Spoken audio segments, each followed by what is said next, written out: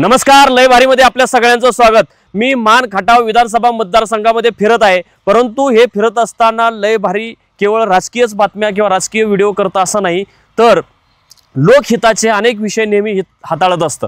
मी आता आलेला आहे एका शेतकऱ्याकडे, त्यांचं नाव आहे अभिषेक ठोंबरे। तर अभिषेक ठोंबरे यांच्या कुटुंबियांनी अतिशय आदर्शवत अशी शेती केलेली आहे। ते डाळिंबाची शेती करतात आणि वर्षाला थोडके नव्हे तर 50, 60, 70 लाख रुपये ते कमवतात।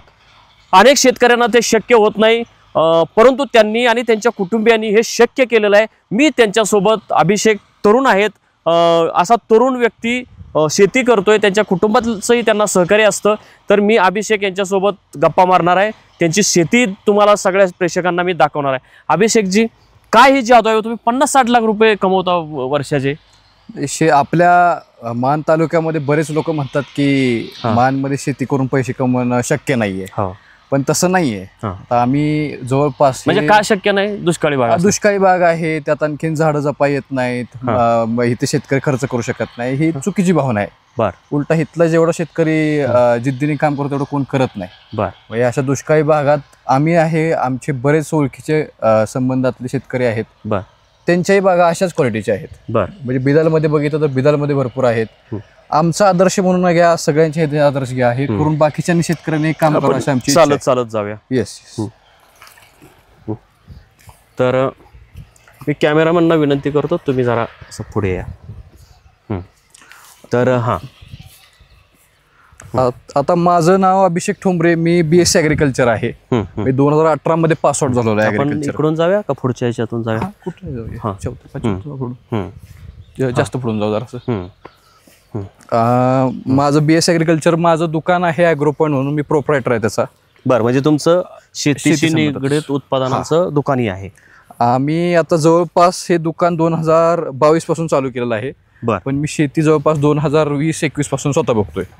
म्हणजे पास आउट झाल्यानंतर एक वर्ष, 2020-21 म्हणजे आता अलीकडेच 4-5 वर्ष झाले। म्हणजे तुम्ही असे काही पूर्वी कसलेले शेतकरी? नाही, मी मुंबईत सगळ्याला मोठा झालो। काय बोलता? काय माझा, तुम्ही मुंबईत राहता? शेतीचा काय? अरे बापरे, जास्त। बरं, काय मुंबईत शिक्षण तुमचं मुंबईत झालं? शिक्षण माझं 12वी पर्यंत मुंबईत झालं। त्यानंतरचं?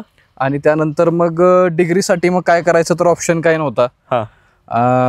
सहज आम्हाला दुसरं काय करायचं म्हणून आपलं आम्ही BSc ॲग्रिकल्चर म्हटलं, BSc ॲग्रिकल्चर करूया आपण। अच्छा, मुंबईच्या मुलाने BSc ॲग्री केलं?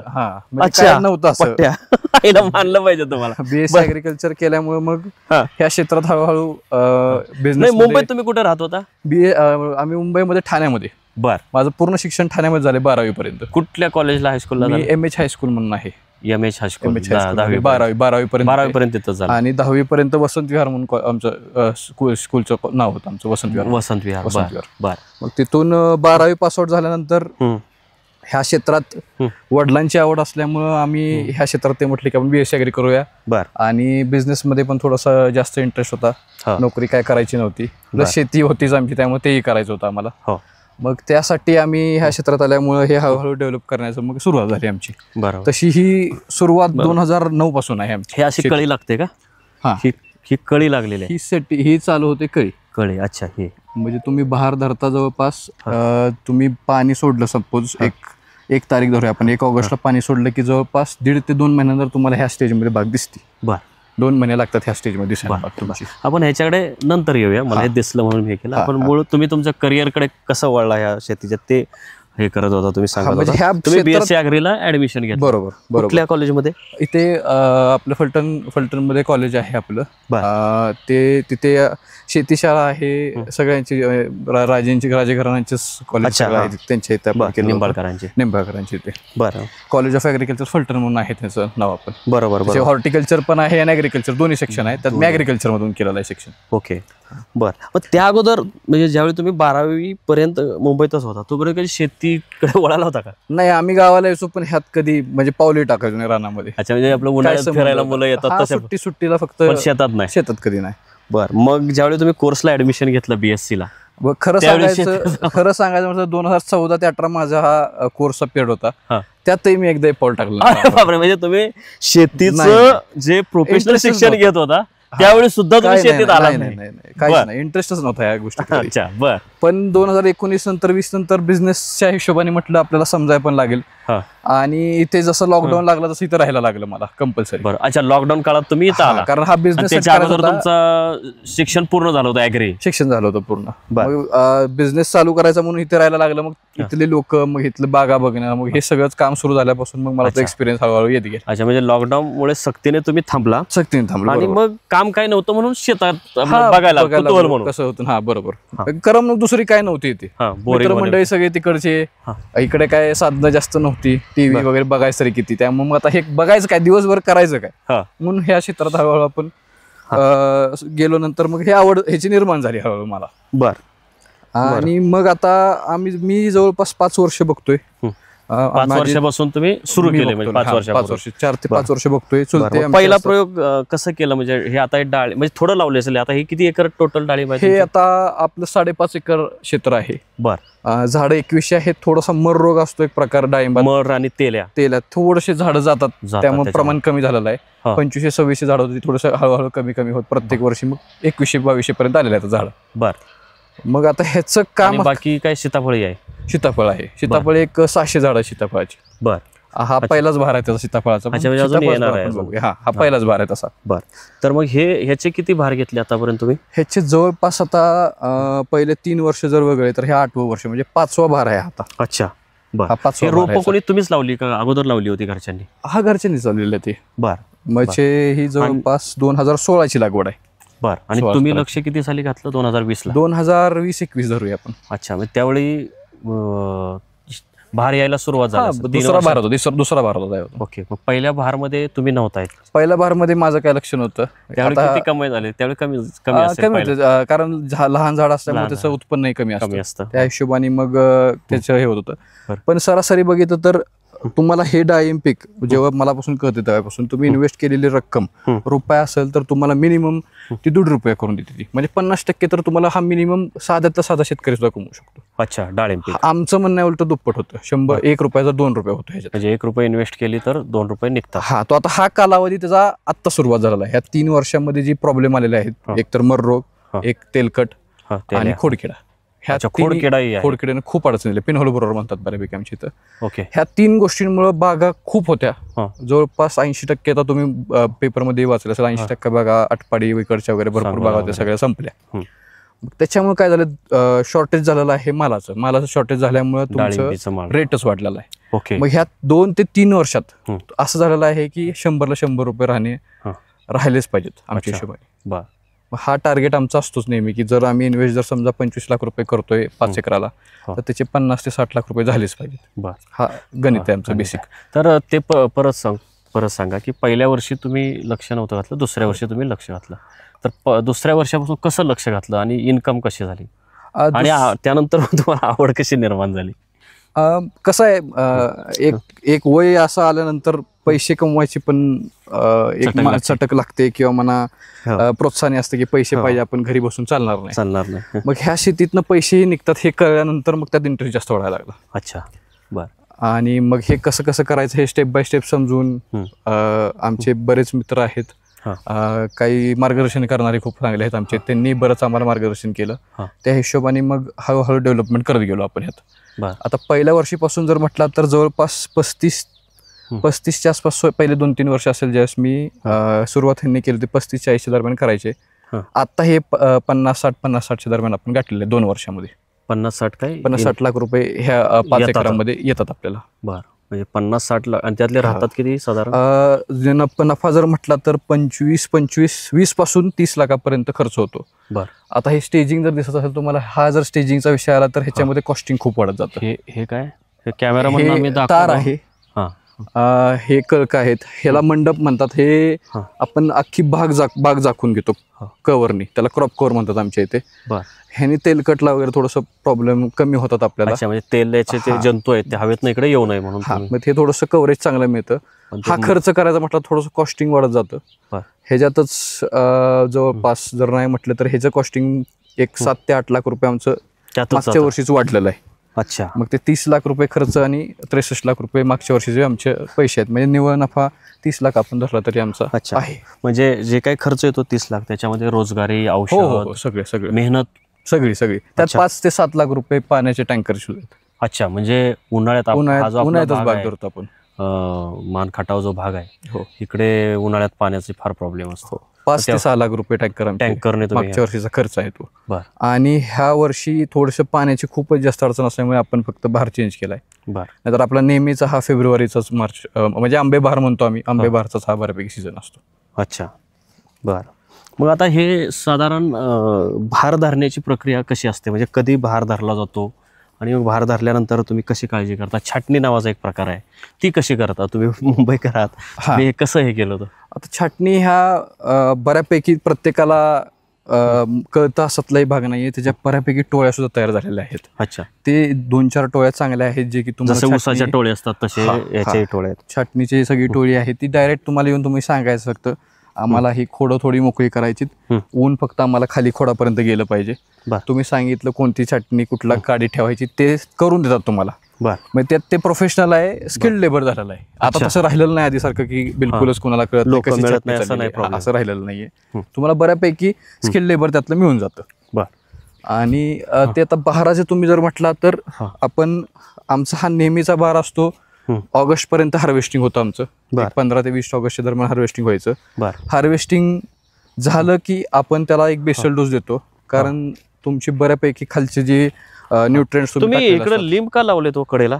नाही, हे आपलं अच्छा, दुसऱ्याच आहे. मला वाटलं कारण लिंब हे औषधी वनस्पती आहे, त्याचा काहीतरी फायदा व्हावा म्हणून तुम्ही नाही. उलट ह्याचा दुष्परिणाम होतो थोडंसं लिंबाचा. काय होतं, त्याची मुळे खूप मोठी असतात. अच्छा. तुमच्या झाडाचं जेवढं टाकलं असतं ते पाणी बिनी खूप शोषून घेतं सगळं. अच्छा. तुमचं झाड जेवढं क्लिअर असेल तेवढं चांगलं.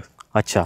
बर. मग ह्याला जे खतं वगैरे आपण टाकतो ते भरपूर यूज झालेलं असतं, कारण आपण साईज करायसाठी त्याला ताकद खूप लागते.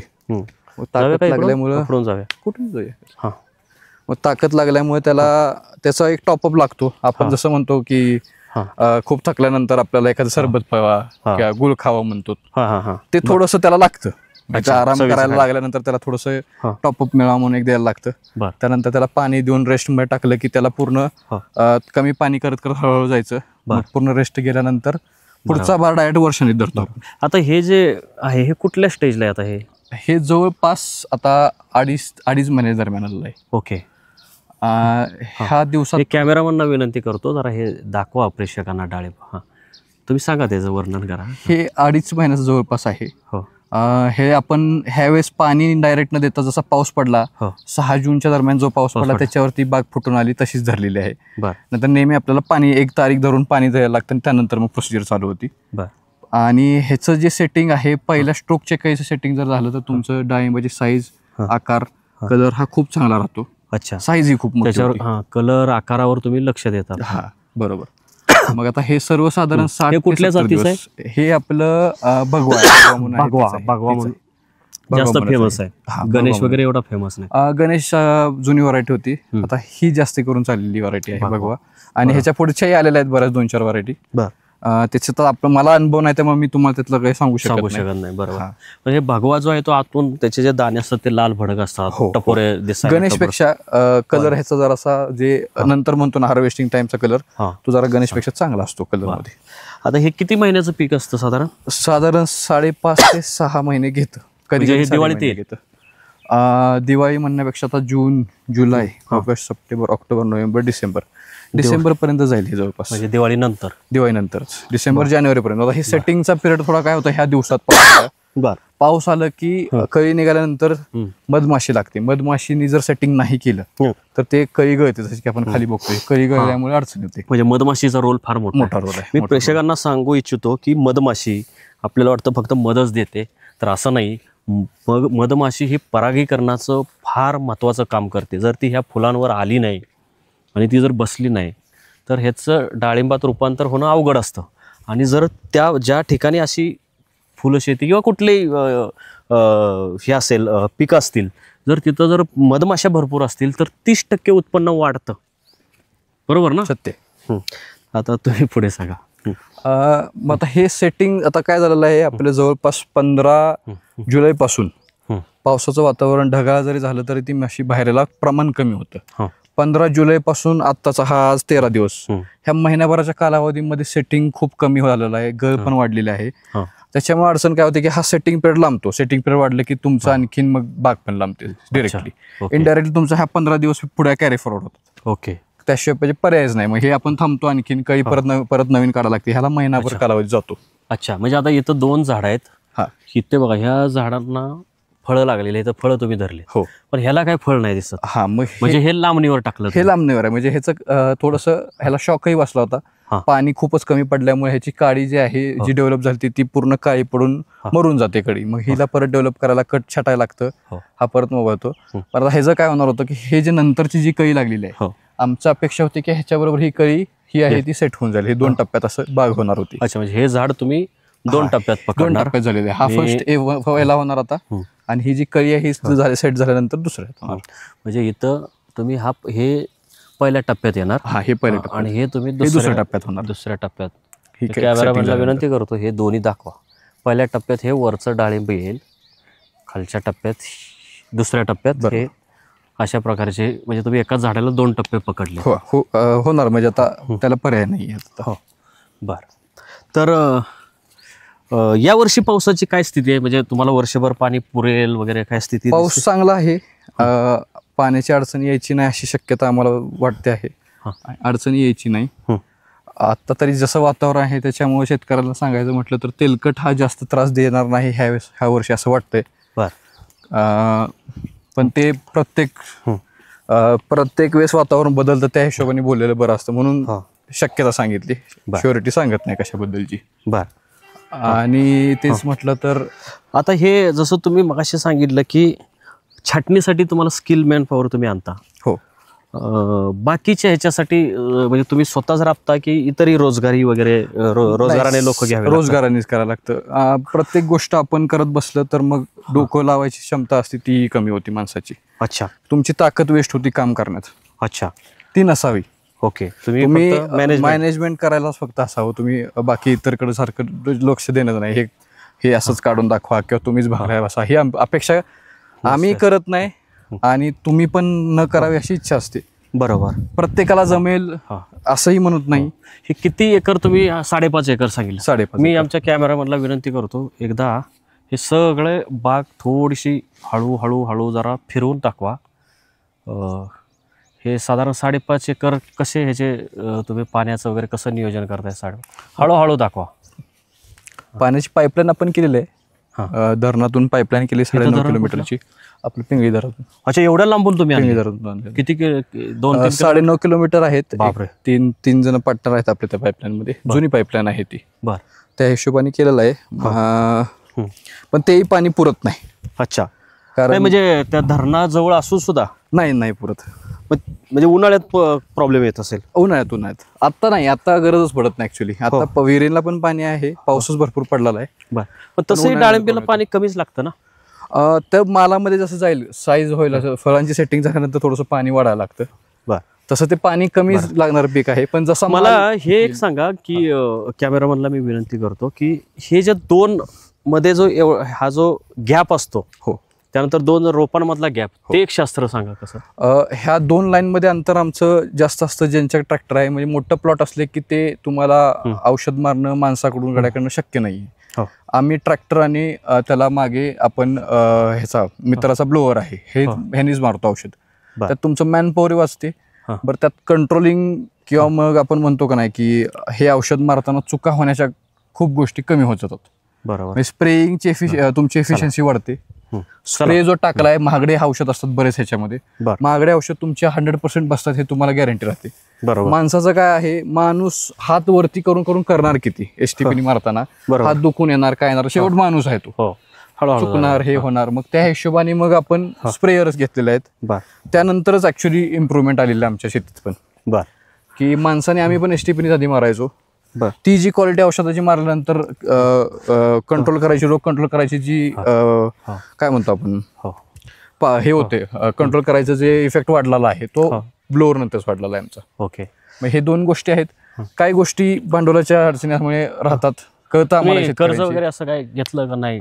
नाही, ह्याचं शेतीसाठीच आपण कर्ज असतं सोसायटीचं तेवढंच, बाकी जास्त काय हे केलं नाही ह्यातलं. म्हणजे आर्थिक डोलारा काय त्या भानगडीत पडला नाही तुम्ही? हा, म्हणजे आम्ही म्हणतो काय की शेतकऱ्याला इकॉनॉमिक्स पण समजलं पाहिजे की तुम्ही पैसे जर ह्याला 30 लाख रुपये लागत असतील 5 एकराला, म्हणजे एकरावर आपण धरलं तर 5 लाख रुपये समजा तुम्हाला लागतायत, ह्या शेतीला 5 लाख रुपये, 5 लाख प्लस तुम्ही त्यातले 1-2 लाख रुपये एक्स्ट्रा ठेवणे, कारण हा एकदम वातावरणावरती कुणाचा कंट्रोल नाहीये. कुठला खर्च कधी एकदम येईल सांगता येत नाही.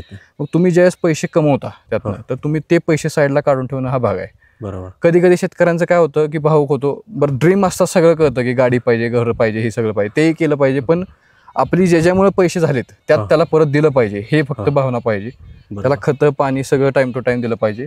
मेन ह्या गोष्टी आहेत. आर्थिक तुम्हाला अडचणी की हे तुम्ही 5 लाख रुपये प्रत्येकी टाकले, तुमची सिक्युअर राहता, तुम्हाला कुठे मागायला जायला लागत नाही, कुठं अडचण येत नाही, तुम्ही कॉम्प्रोमाइज कुठं करत नाही. ह्या गोष्टींमध्ये तुम्ही प्लॅनिंग करून जर काम केलं तर तुम्हाला अडचण येत नाही शेतीमध्ये. बरोबर. कारण काही गोष्टी मला हे सांगा की डाळिंबीची तर अनेक जण शेती करतात, पण ते एवढा नफा काढत नाही, एवढं कमवत नाही, तुम्ही काढताय, तर हेच इश्यू आहेत. मी जे तुम्हाला आतापर्यंत एक्सप्लेन केले की आर्थिक गोष्टी लक्षात ठेवणे, टाइम टू टाइम एक काम करायला लागतं की तुमचा स्प्रे आहे सांगितलंय, तुम्ही जास्तीत जास्त 1 दिवस लेट करू शकता, त्याच्या पुढे गेला की तुमचं ते जे एखादं कीड किंवा तुमची रोग आहेत त्याचं डॅमेज आहे जवळपास 15 ते 20% वाढतं 1-2 दिवस लेट झालं तरी. आपल्या इथं बरेच लोक तसे करतात की ठीक आहे उद्याचा परवाचा तेरवा, मग ते डॅमेज वाढत गेलं की तुमचं क्वालिटी, तुमचा रेट सगळं त्याच्यावर डिपेंड आहे. बरोबर. हे कामं केली तरच तुम्हाला मालाला दर आहेत. बरोबर. आणि हे दर राहत डाळिंब तर 100% अजून 5-7 वर्ष तर डाळिंबाचा रेट कमी होणार नाही. त्या हिशोबाने चांगली शेती करावी आमची. आता हे तुम्ही सांगितले तुम्ही शेतीची कशी काळजी घेता, डाळिंबाची त्याची क्वालिटी निर्माण करता, परंतु एक शेतकऱ्यांचा एक सर्वात मोठा प्रॉब्लेम असा आहे की त्यांनी केलेलं उत्पादन जे आहे ते त्यांना विकताना अडचणी येते. तर त्यासाठी म्हणजे विकताना अडचणी म्हणजे त्यांच्याकडे वितरण व्यवस्थेवर त्यांचा कब्जा नाही, बाजारपेठेवर त्यांचा कंट्रोल नाही, त्यांचं नियंत्रण नाही. मग व्यापारी फसवतात, व्यापारी गैरफायदा घेतात, शेतकऱ्याला बिचाऱ्याला कळत नाही. तर याच्यावर तुम्ही काय केलेलं आहे? म्हणजे आमचं म्हणणं काय आहे की ह्याच्यासाठी आपल्याला एकच ऑप्शन आहे. आता व्यापाऱ्याला वगळणे हे एकदम चुकीची भावना आहे माझ्या दृष्टीने. अच्छा. कारण अडचण काय आहे की प्रत्येकाने प्रत्येकाचं काम करायचं. शेतकरी आपण आहे, शेतकऱ्याने माल चांगला पिकवायचा. तुम्ही माल चांगला पिकवा, तुमच्या 10 जण लोक तुम्हाला मागे येणार, दर देऊन येणार. अच्छा अच्छा. म्हणजे व्यापारी येतात दर देऊन स्वतः शोधत येतात. काय बोलता? हो. बरं. मग ह्याच्यासाठी काय थोडे शेतकरी एकत्र एकमेकाला सांगितलं पाहिजे, हे असं करतो आम्ही, तुम्ही तसं करा. एकत्र केले का नाही की व्यवहार करताना माझी एवढ्याने बाबा मागितलेले आहे, तुझी एवढ्याने मागितलेली आहे, ह्यात लपून न ठेवता एवढं सांगितलं की माझा 105 रुपयाने व्यवहार होतोय बाबा, तुला चांगली बघा, तुझी अजून वाढवून माग. हे शेअरिंग जर प्रॉपर झालं तर आणखीन चांगले. म्हणजे हे आपल्या हातात नाही. आपण डाळिंबीविषयी तुम्ही अजून काय सांगणार आहात का? आपण नाहीतर आपण थोडं शेताबिळेचं थोडंसं ओझरतं तुमचं माहिती घेऊया. पण आपण घेऊया. आता आमचा पहिलाच बार आहे, पण आपण जेवढं माहिती त्यात आपण सांगू शकतो. थोडक्यातच आपण आटपू, कारण हे तुम्ही ज्यावेळेस सक्सेस व्हाल त्यावेळी आपण त्याच्यावर लोकांना माहिती देताना आनंद होईल. हा कुठला NMK? हा NMK 1 गोल्ड बार्शीचा ना? हा. तुम्ही तिथं जाऊन हे रोप आणली का? हो, आम्हाला सदाशिवनगर मधून भेटलेली ती रोप. सदाशिवनगर मधून घेतली होती. सदाशिवनगर कुठे? इकडे आपल्या माशिरस भागामध्ये. अच्छा, तिथं. अच्छा, तिथून आणली. बर. आता हा आमचा रोप घेतलं हे? त्याच्या कल्पना नाही. 40-50 बरेच वर्ष जास्त असतील. 60-70. 40च्या दरम्यान असतील. 40-50 आसपास असेल. बरं. किती रोपं लावलीत? ही जवळपास 600 झाड आहेत आता. अच्छा. अजून जास्त आहेत, पण हा पहिला बार ह्याचा आहे. म्हणजे हे अर्ली लागलेला आहे, ती नंतर लेट आहे 1 वर्ष. तुम्ही NMKच का निवडले? बाळानगर का नाही निवडलं? NMK 1 त्यावेळेस नवीन वाण होतं. ह्याची जरा चांगली ऐकली, साईज मोठी होती, त्या हिशोबाने लावलं होतं. ह्याच्यात त्रासही आहे थोडासा. एक आळी सापडते, जसं साईज घेईल तशी आळी खूप सापडते, पण त्याच्यावरती बरेच लोकांनी पर्याय केलेत. म्हणजे एक नाव सांगायचं म्हटलं तर सागर घोरपडे म्हणून आहेत आपले. होय होय. त्यांनी खूप सुंदर, सागर घोरपडे म्हणते, सॉरी एकच मिनिट, राहुल घोरपडे म्हणून आहेत. त्यांची सुंदर ह्याची शेती आहे सीताफळाची. त्यांचंही दुकान आहे खाली फलटण मध्ये. त्यांचंही चांगलं मार्गदर्शन. त्यांचे वडील कृषी अधिकारी. त्यांचंही चांगले म्हणजे त्यांचंही डाळिंबातून त्यांनी ह्याच्यात म्हणजे खूप चांगले पैसे केले सीताफळामध्ये. अच्छा. आणि आता ह्याचा आमचा हा 4थं वर्ष आहे, पहिलाच बार आहे. ह्याचा अनुभव जास्त सांगण्यासारखा नाहीये, पण हे पीक आपल्या भागासाठी वरदानासारखं आहे. बरोबर, याला पाणी पाणी लागतच नाही खूप जवळजवळ. कमी. पाऊस पहिला पडला की तुम्ही धरायचं. हो. आम्हालाही त्याचं गांभीर्य कळत नव्हतं, पण ह्या वर्षी आम्ही त्याचं रिझल्ट बघितले.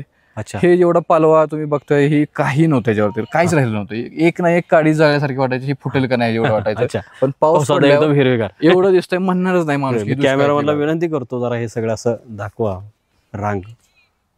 एखाद्या शेतकऱ्याला वाटत असेल की हे आपल्याला शेती करायची आहे, तर हेही चांगलं पीक आहे. ह्याचेही पैसे होतात.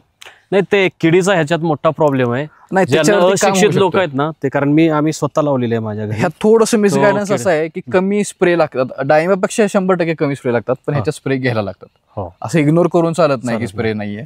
बरोबर. आणि दुसरा मुद्दा की बरेच लोक म्हणतात की ऑर्गॅनिक शेती करूया हे ते. माझी अडचण अशी आहे की ऑर्गॅनिक शेतीमध्ये जे प्रॉफिट मार्जिन किंवा तुम्हाला पैसे राहिले पाहिजे ते राहत नाहीत. ऑर्गॅनिक जे फवारणी आहे त्याचं कॉस्टिंग खूप जास्त आहे. अच्छा, बर. आमचं घरीच बनवले ते खतं तर ऑर्गॅनिकची तेवढं इफेक्टिव्ह नाहीयेत. ओके. म्हणजे अडचण अशी आहे की तुम्ही तुमच्या घरासाठी मिनिमम 10 झाडं वाटल्यास तर ठेवा घरी खायला ऑर्गॅनिक. म्हणजे हा एक त्यातनं पर्याय बर की तुम्ही चांगलं खाऊ शकता. आता काय झालेलं आहे मार्केटमध्ये तुम्हाला रेट ऑर्गॅनिक पेक्षा ह्याला जास्त आहे पेस्टिसाइड मारल्यावरती. अरे बापरे. म्हणजे ऑर्गॅनिकला रेट नाही, म्हणजे जे आरोग्याला चांगले आहेत त्याला. कारण काय मुळात म्हणजे त्या ग्राहकांनाच कळत नाही फायद्याचं काय. आणि काय होतं ते डोळ्याने मी सुद्धा ह्या चळवळीत काम केलंय. तर ज्या मुंबई पुण्याच्या ज्या महिला आहेत विशेषतः बाजारात त्या जातात, ते पहिल्यांदा डोळ्याने खातात. हो बरोबर ना. आणि चांगलं दिसायला पाहिजे. मग चांगलं दिसायसाठी तुम्ही जर म्हटला ना चांगलं जर मी ऑर्गॅनिक ह्यातला एखादा प्लॉट केला समजा 1 एकराचा, त्याच्यावरती बरेच डाग दिसतात. कंट्रोल होतात पण ते कॉस्टिंग खूप पडतं. शेतकऱ्याला कशालाही परवडलं पाहिजे. बरोबर. मग ते थोडंसं एखादा शेतकरी जर स्प्रेज नाही घ्यायचं म्हटलं, काय नाही घ्यायचं म्हटलं, तर अडचण अशी येते की त्याच्यावरती डाग राहणार, हे राहणार, कारण कंट्रोल होत नाही 100%. अच्छा. मग ते थोडंसं मार्केटमध्ये आलं की त्याला दर कमी राहतो. बरोबर. आणि आता अशी अडचण आहे की डाळिंबाची एवढं शॉर्टेज आहे की तुम्ही कोणतंही द्या म्हणतात आता, आम्हाला पाहिजेच, एवढं शॉर्टेज आहे. आता काय दर आहे डाळिंबाचा? आता जवळपास सांगतो तुम्हाला, चांगल्या शेतकऱ्यांच्या बागा जर म्हटलं तर 180च्या आसपास किलो घेत आहेत. म्हणजे चांगले एकदम क्वालिटी मटेरियल असेल तर 180. हे तुम्ही शेवग्याचे हे बी लावलेत? नाही, शेवगाचे आधी होते. नाही, शेवगाचे आधी बाग होती, पण ते थोडस जमलं नाही आम्हाला. अच्छा. मग त्यामुळे हे काढून मग ही लावलेली आपण सीताफळ लावलं होतं. बर. असं आहे. हे काय लिंबू? हे लिंबू असेच लावलेले आहेत असावे म्हणून. बरोबर. घरी खायला आपले लिंबू असावे म्हणून. बरोबर. एवढं फक्त एक लास्टला एवढंच सांगेल शेतकऱ्यांना की तुम्ही टाइम टू टाइम काम करा. त्याचे इकॉनॉमिक्स बघा. इकॉनॉमिक्स बघून तुम्ही जर काम केलं ते बिझनेस सारखं बघा. बरोबर. मला माहिती आहे लोकांना ते एक इमोशन आहे शेवट शेती म्हणजे, पण थोडंसं बिझनेस माइंडेडने काम केलं तर त्यात पैसेही होतात. अच्छा. हे दोन्ही करू शकतो आपण. म्हणजे माती आपल्याला देते, आपण मातीचं काम करतोय. बरोबर. हे करण्यामध्ये आनंदही आहे आणि तुम्हाला पैसेही भेटले पाहिजेत. अच्छा. फक्त आनंदात राहून म्हणजे सारखं रडत राहणे योग्य नाही. बरोबर. पैसेही कमवले पाहिजेत तुम्ही. बरोबर. मग ह्याच्यासाठी तुम्ही सरकारी मदत काय घेतली का?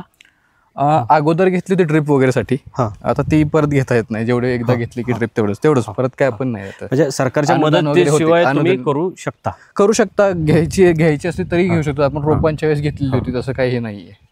डाळिंबाचा प्रकल्प एक मध्ये आला त्यावेळेस आपण त्यातनंच आपण घेतली होती, तेही केलेलं आहे. तर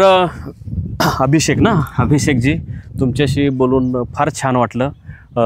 तुम्ही सांगितलं की शेती ही, मी कॅमेरामॅनला विनंती करतो जरा कॅमेराकडे लक्ष द्या. अभिषेकजी, तुम्ही सांगितलं की शेती ही बिझनेस माइंडेड पद्धतीने केली पाहिजे. शेतकरी इमोशनल होतो, परंतु त्याही पलीकडे जाऊन त्याने इकॉनॉमिक्स बघितलं पाहिजे. त्या पिकावर लक्ष दिलं पाहिजे. त्या पिकावर काय रोगराई आली, छाटणी असेल, औषधं देणं असेल, हे वेळच्या वेळ केलं, त्याचं आर्थिक व्यवस्थित गणित सांभाळलं तर शेती ही निश्चितपणे नफ्यात आणली जाते. अभिषेकने जे चांगले प्रयोग केलेले आहेत, मी महाराष्ट्रभरातील आणि विशेषतः मान खटावमधील अन्य तरुणांना, अनेक बेरोजगार तरुण आहेत की ज्यांना नोकरी नाही म्हणून ते घरी बसतात, घरी शेतीही करत नाही आणि नोकरी मिळत नाही म्हणून ते रडत बसतात. तर असं रडत न बसता अभिषेकने कशी शेती केली त्यांनी जरूर इथं येऊन बघितलं पाहिजे आणि अशा प्रकारचे प्रयोग त्यांनी राबवले पाहिजेत. पुढच्या काळामध्ये मान खटाव हा फळबागामध्ये एक चांगला बेल्ट म्हणून तयार होऊ शकतो जर तरुणांनी लक्ष दिलं तर. आणि ही फार मोठी संधी आहे. जरी दुष्काळी भाग असला तरी पाणी नाही म्हणून रडत बसण्यात काय अर्थ नाही. त्याच्यावर म्हणजे अडचणी किती असल्या तरी त्याच्यावर मात करता येते. चांगल्या क्वालिटीचं उत्पादन काढता येतं आणि त्यातून वर्षातून 60-70 लाख रुपये 50 लाख रुपये कमवता येतात. हे अभिषेक यांनी दाखवून दिलेलं आहे. अभिषेकजी धन्यवाद. अशाच आणखी महत्त्वाच्या घडामोडींसाठी लय भारीच्या यूट्यूब आणि फेसबुक पेजला लाईक, शेअर आणि सबस्क्राईब करा.